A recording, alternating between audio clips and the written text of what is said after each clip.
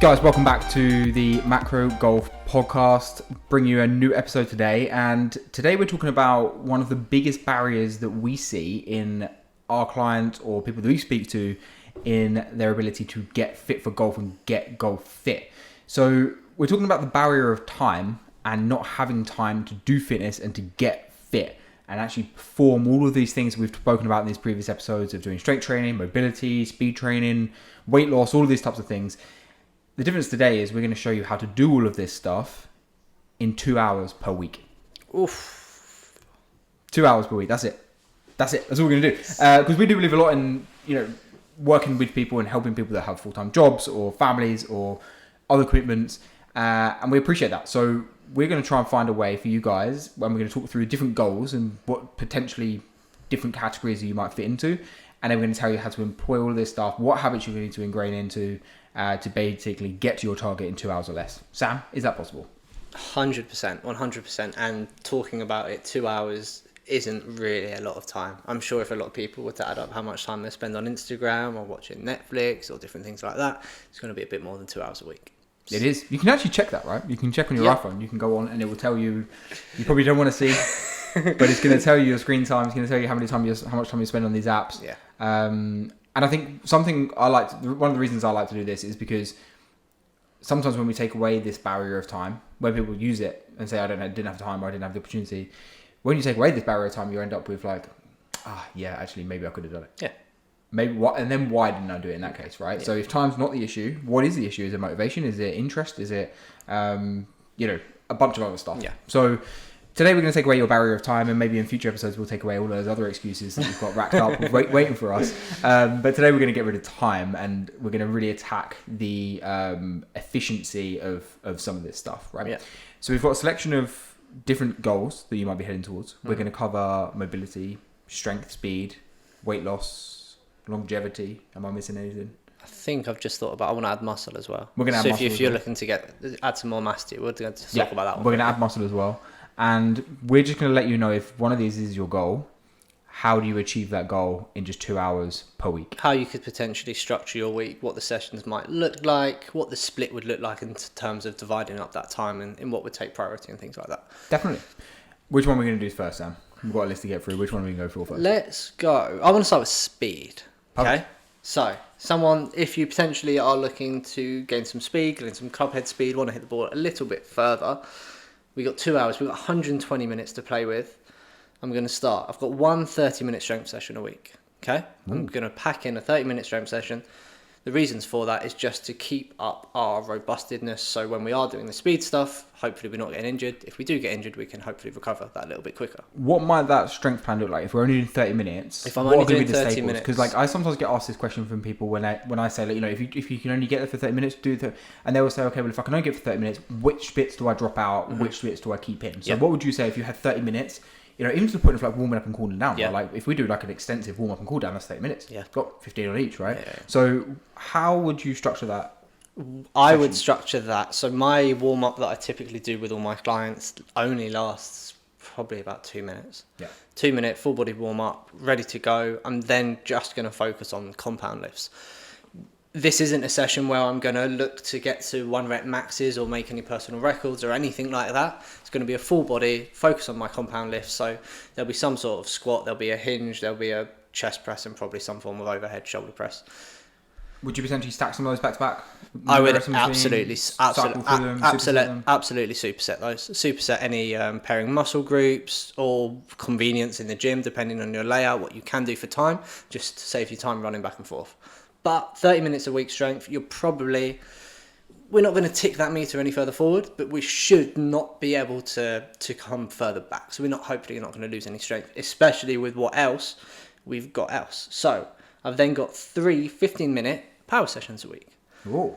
So this is going to be typically ballistic movements, lots of jumps, lots of slams. We're not talking about any speed stuff yet, no swing in the club yet.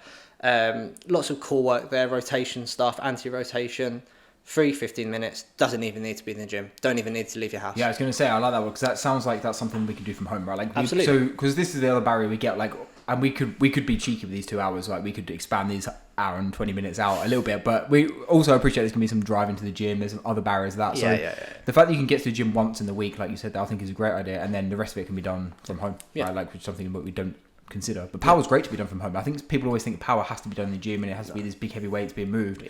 Power, you can move fast at home with less weight. That's all we're looking to do. Power, we're typically looking to move as quickly as you can. You don't need to move something heavy to do that. It's just, I actually find a lot of clients benefit from power sessions just by jumping.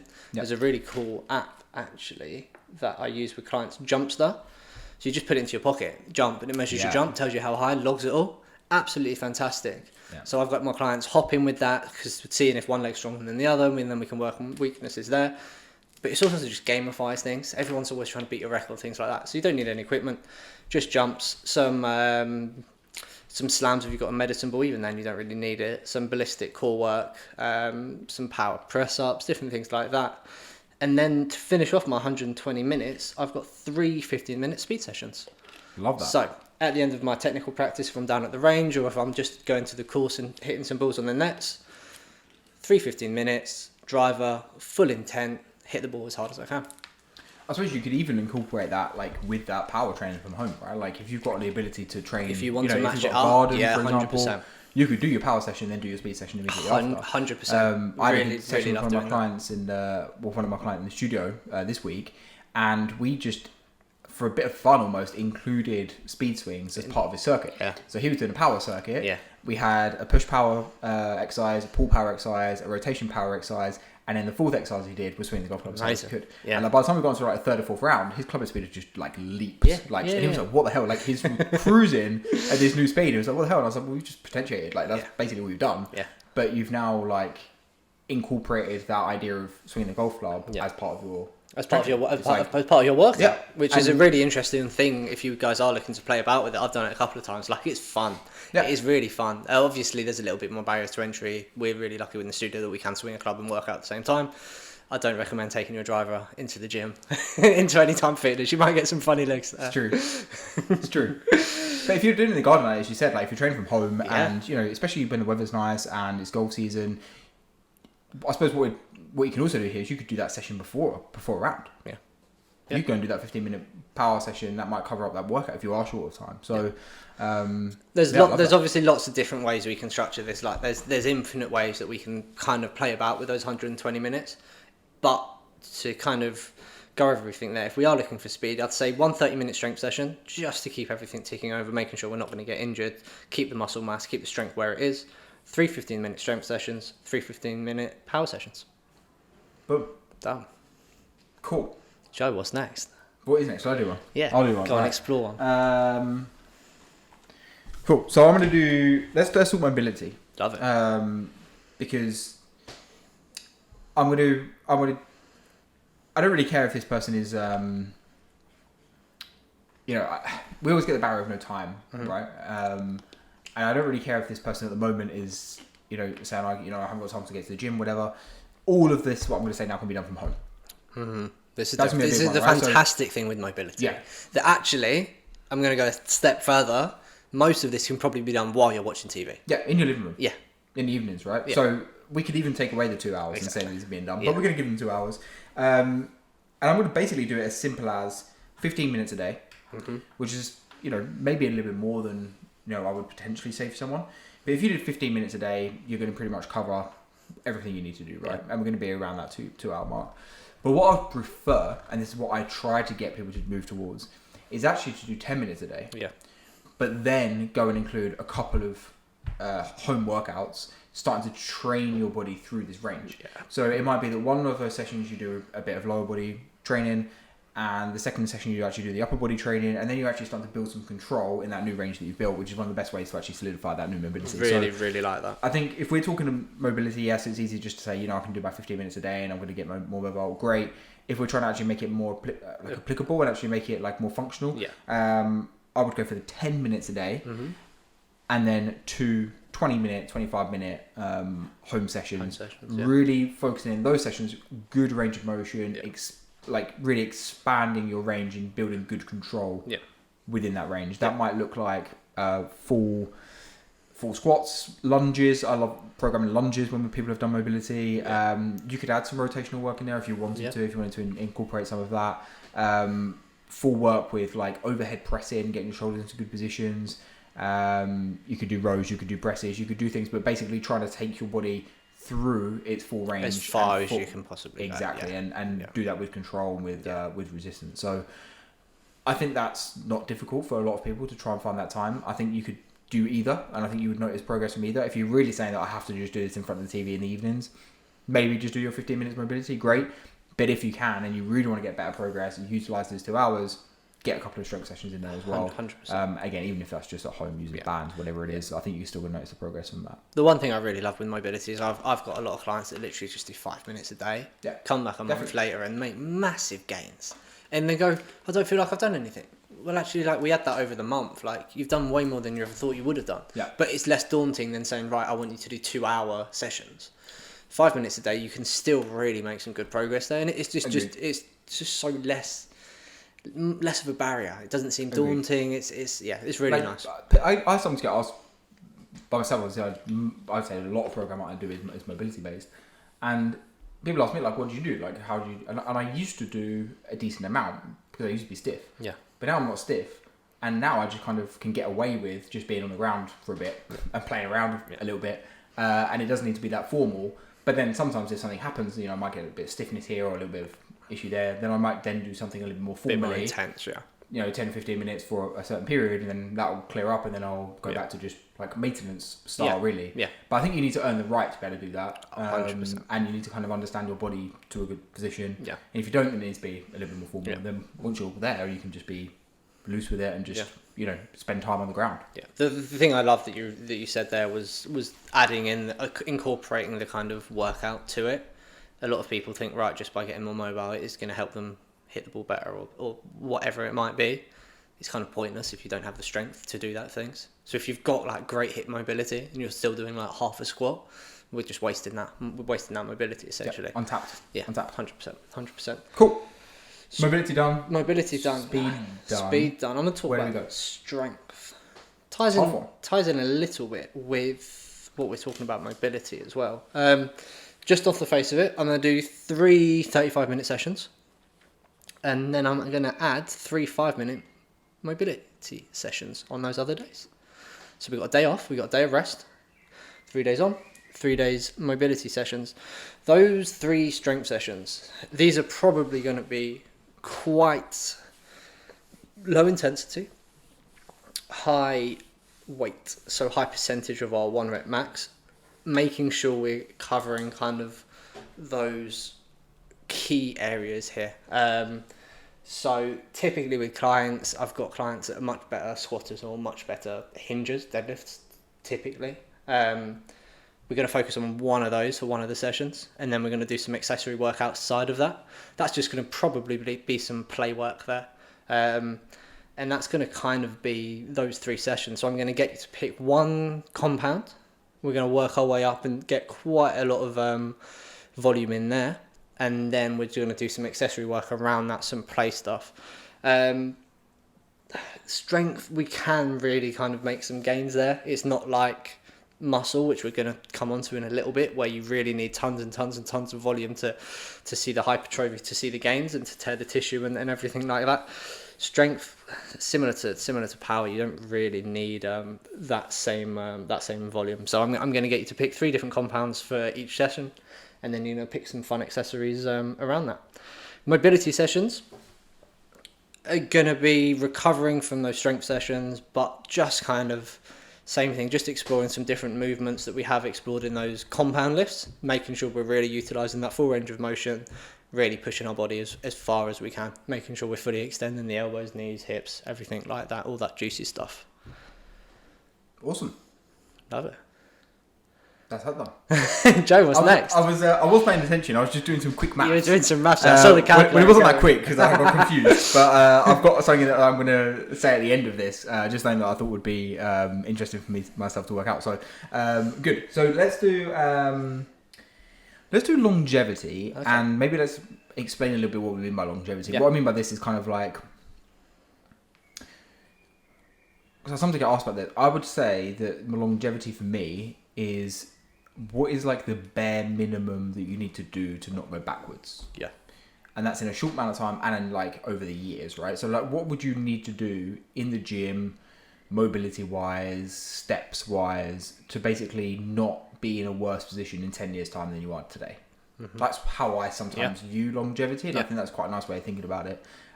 For example, I was talking to a player yesterday who is 6 years away from being 50, and he wants to have the same club head speed when he turns 50 as he's got today, because he wants to start playing in some high-level senior competitions.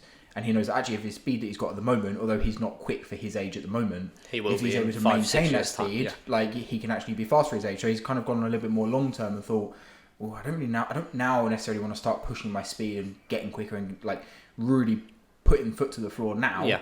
I'm actually better off playing the long game and then knowing that when I get to 50, I'm going to be quite quick for my age at 50, right? So it's a different way to think about it. And that's why I quite like longevity sometimes as a bit of a target.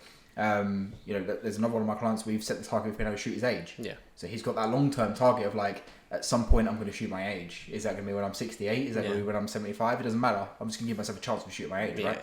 And that's what I like with like a longevity target.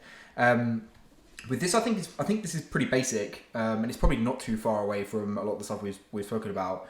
I think if we can get these people who want longevity in the gym twice a week, I think that's going to be probably enough for them to maintain a good amount of strength, good amount of movement, whether that's upper body, lower body, whether that's full body strength both days, but just getting their body used to some resistance training, mixture of compound movements, some isolation movements, and basically just get them training twice a week, I think should be sufficient for them. Yeah. And then filling up the rest of that time is probably, as you said, with one of your clients, 5 minutes a day mobility, just to keep things ticking over and keep that movement capabilities. I think that's probably the simplest one. Like, I think that's probably the easiest one to think, I just need to get into the gym twice a week and I just need to do 5 minutes a day mobility. And I think for most of our listeners to this, they probably say that's manageable. Yeah. That might be a home workout, that might be a gym workout, it's going to be better if you can get in the gym and have some resistance, or depending on what you got from home. But if you can do 2 lots of 45 minutes and then add 5 minutes a day mobility, in 2 hours, you can pretty much not go backwards. Yeah. Well, you actually see, especially if people haven't been doing anything before that, you actually see some gains there. Yeah. You'll see some real big gains, which would be really important. If you went from 0 to that, then true. Yeah, I didn't even consider that. So actually you can make progress now and then quite easily maintain that progress on just 2 hours a week, which I think is pretty cool. And that's probably not too dissimilar to what I program to a lot of people that are in that category, right? They're like, I work a busy job, I've got a busy family, I still want to practice my golf 2-3 times a week, I play 2 or 3 times a week, I can probably allow myself time to get to the gym twice a week, and I could probably do 5 minutes mobility in front of the TV in the evenings. Yeah. So that's probably a pretty common scenario for a lot of people. So what would those sessions look like? It depends on who it is. Your classic answer, it depends. It depends on who it is, what the situation is, but as long as you can get a mixture of upper body, lower body, I would probably prioritize strength over anything else at that point. Like really just making sure that every week you try and lift a little more than you did the previous week. Yeah. Rep ranges anywhere, 5 to 10 would be a nice range for these people with these sessions. And then just trying to do some exercises that you're comfortable performing, that aren't going to take too much of a toll on your body. You still play your golf, and know that you can recover quite well from. So. Yeah. Which is actually a really kind of popular programming that both me and you do, and we do have some really cool longevity plans coming out soon actually. But I would definitely say there's probably 25-30% of my clients is that type of programming. Yeah. We're not looking to make any massive gains or changes. It's just saying, right, how long can we keep this ticking on for without getting injured so we can play as much golf as possible. Because a lot of people aren't willing to do what it takes to make, if you want severe strength gains or severe muscle gains or severe speed gains, a lot of people aren't prepared or to put that work in. It's not that high on their priority list, right? So we just need to manage that time and say, well, what can we do in that time and what's going to be the best use of that time? Yeah. And if the goal is longevity, then I think that's probably a good use of our time in the gym twice a week and then spending 5 minutes a day working on our movement capabilities. Yeah, absolutely. Right, a little bit controversial. Muscle. We just spoke about before the podcast and said maybe we don't do it because to gain muscle is actually really tough. You do need to have tons and tons and tons of volume. I like instead of volume, sometimes I like to say stimulus. Okay. Yeah. Yeah. Well, it's true. Yeah. It's like that's like because I think the volume is can be relative, right? Yeah. Like you can probably handle lots of volume now, more than someone else, but someone else with less volume might trigger more of a stimulus to them. But you're right, like it takes more volume than strength. So typically for someone that's probably been training 2 to 3 years in the gym for muscle growth, you're probably looking at kind of 15 to 25 working sets per body part per week. Like that adds up. That's time. That's a lot of time. Yeah.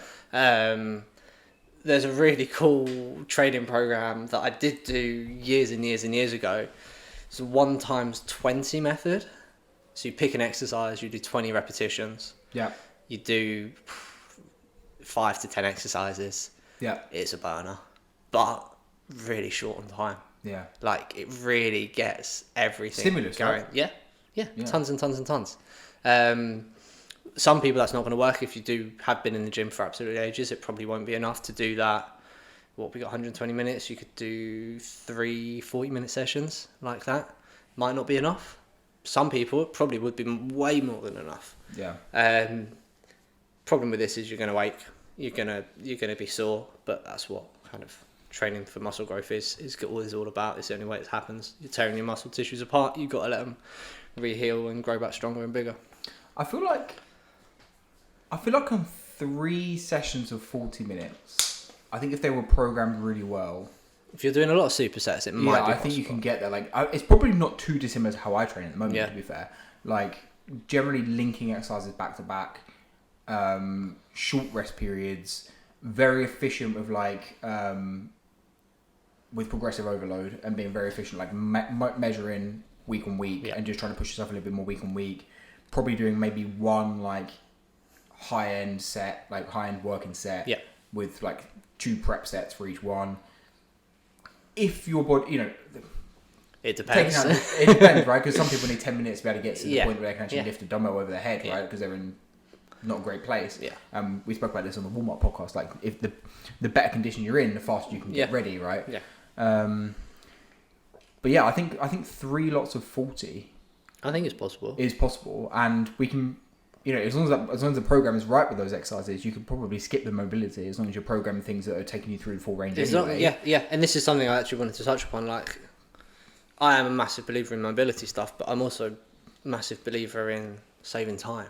Like I was doing a session earlier with a client who's just recovered from a lower back injury, had a slipped disc, and we were doing Jefferson curls, which is, as you know, like one of my favourite exercises. She was asking me, like, what is this? Is it strength or is it mobility? I was like, it's absolutely everything. Yeah. Like, it's absolutely everything you could want and more. We're just saving time. Like, I mean, like, most strength exercises done right also work on mobility. Yeah, 100%. Like, there's a lot of if you do a full resistance training for mobility. If you're doing a full overhead shoulder press, like, your shoulders are going to be fully functional. Yeah. Same with a squat. If you're performing a squat to your 400 motion, like, your hips are going to work absolutely great. Yeah.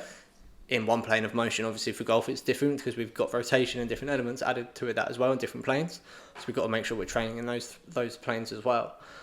But like typically, like you said, if you're doing full resistance training properly, mobility should hopefully at some point take care of itself. Don't recommend not doing any mobility because most people aren't doing full range of motion, and actually like mobility stuff makes you absolutely feel fantastic. Yeah. Like, I absolutely love it. Do your 3 40-minute sessions and just get a standing desk. There you go. All that, yeah. Saves you time. Yeah. Saves you time. So, we've covered strength, speed, we've done muscle, we have done longevity, and... So the last one on my list is fat loss. Okay.